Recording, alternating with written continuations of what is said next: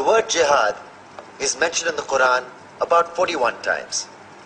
The words mercy, peace, and compassion are mentioned about 355 times. Yes, come in.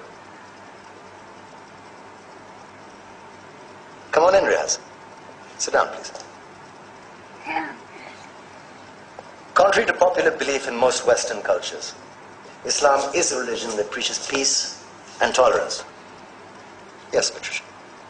If Islam truly is a religion that preaches peace, then how come the world's most troubled spots, the West Bank, Afghanistan, Pakistan, Iraq, they're all plagued with Islamic terrorism? Well, that depends on your definition of terrorism. Some might argue that the U.S. invasions of countries like Iraq and Afghanistan are also acts of terrorism. No, those were acts of war to get rid of despotic regimes. Or a means of getting at a country's oil.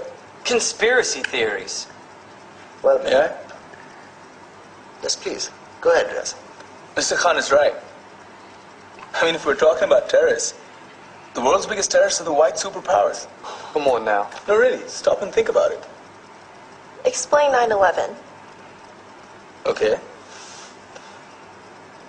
Do you know how many people died in the Twin Towers strike? Around 3,000.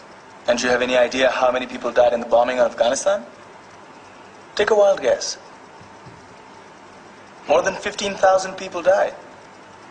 And that's just conservative figures. About 50,000 tons of explosives were dropped on innocent civilians. Men, women, children. Yeah, but that was because of the Taliban. Now that you brought it up, did you know that the Taliban was a creation of the CIA to fight the Russians? Whatever. They were still harboring terrorists. Yeah, right. Terrorists that were never found. Just like the weapons of mass destruction that were never found in Iraq. Do you want to get into the death toll in Iraq? 500,000 civilians and counting.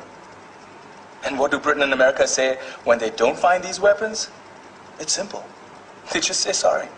And still refuse to relinquish control of these countries. What are you trying to say? What I'm trying to say is that just because you're American, wear a fancy suit, and call yourself the president, doesn't make you any less of a terrorist. I'm saying that if you don't stop meddling in other people's countries, you will face a backlash. If Muslims like you feel that way, then why don't you get out of our country? We will. As soon as you promise to leave ours.